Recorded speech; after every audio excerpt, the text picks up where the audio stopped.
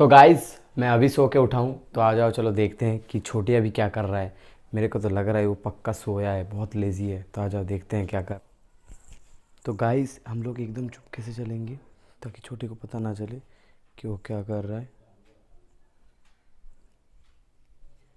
अरे छोटे ये क्या कर रहा है?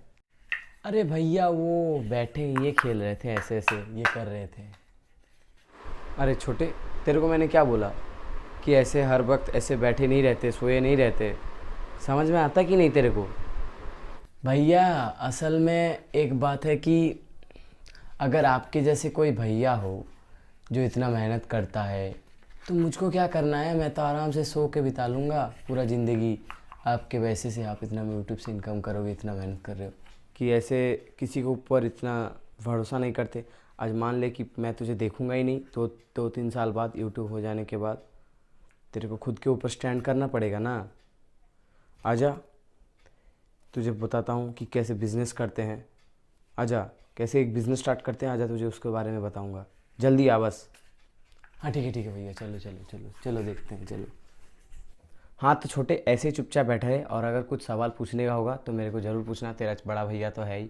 तो गाइस आज का टॉपिक है कि कैसे एक बिज़नेस को स्टार्ट करते हैं और how to grow a business, मतलब आप एक छोटे से बिज़नेस को कैसे धीरे धीरे बढ़ा सकते हैं।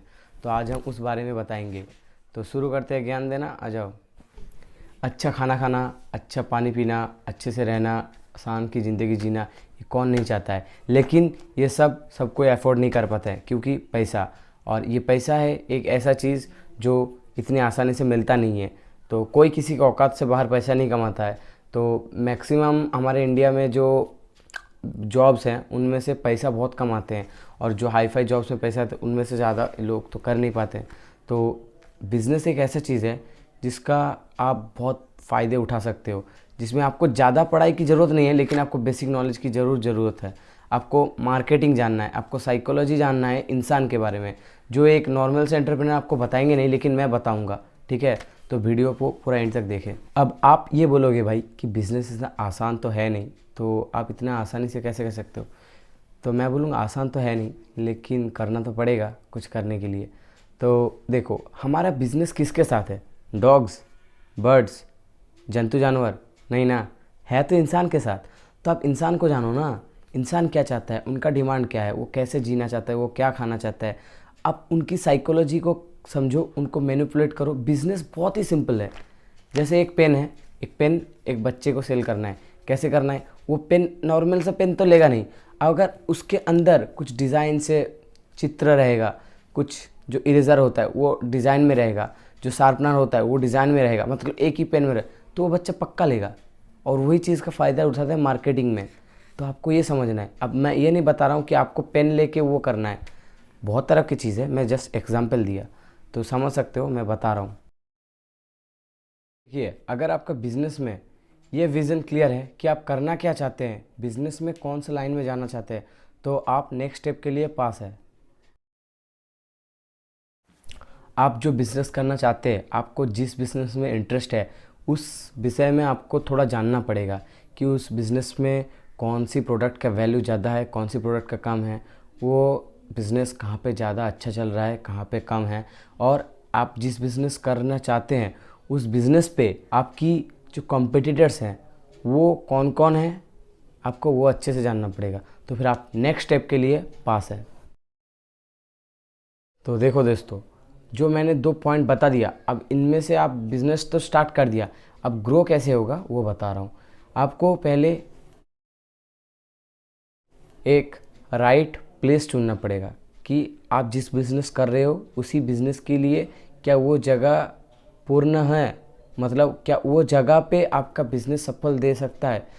तो मैंने जैसे पहले ही बोला कि आप अगर स्विट्ज़रलैंड में आइसक्रीम सेल करोगे तो शायद होगा नहीं। वैसे ही अगर आप एक गांव में आप एक बड़ा सा शॉपिंग मॉल खोलोगे तो क्या वो शॉपिंग मॉल चलेगा जहाँ पर इंसान कम रहता है, जहाँ पर उनका सोच पहुँच है ज़्यादा है नहीं, पैसा नहीं रहता है, जहाँ पर वहाँ पर क्या शॉपिंग मॉल चलेगा? लेकिन आप अगर वहाँ पर एक चावल की दुकान, चावल मिल, मूढ़ी मिल, ये सब खोलोगे तो ज़रूर चलेगा, क्योंकि वो उनके जीविका में प्रधान खाद्य हैं। तो आपको ये समझना पड़ेगा कि कौन सा ज़्यादा वैल्यू है कौन सी प्लेस पे। तो ऐसे जो पॉइंट बोला, इस पॉइंट से आपका बिजनेस ग्रो होगा।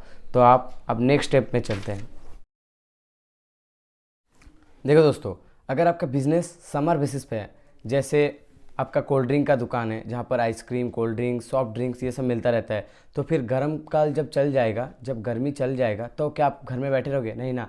तो आपको विंटर में भी एक बिज़नेस खोलना है।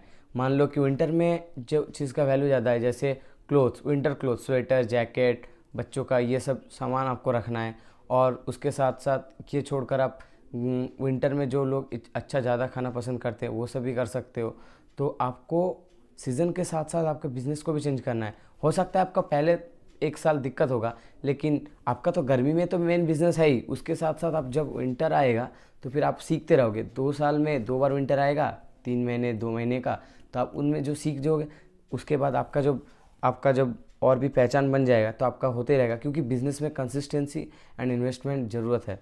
तो ये करके भी आप बिज़नेस बहुत अच्छे से ग्रो कर सकते हो। ये पॉइंट बहुत ही इंटरेस्टिंग है। जैसे आप जिस कंपनी से प्रोडक्ट लेते हो वहाँ से आपको कमीशन रखना है। मान लो कि आपने कुछ सामान ख़रीदा, जो सामान आपके पास है वो सेल हो गया, अब वही सामान किसी और कस्टमर ने लेने के लिए आया है, अब वो सामान आपके पास है नहीं, तो आप क्या करोगे?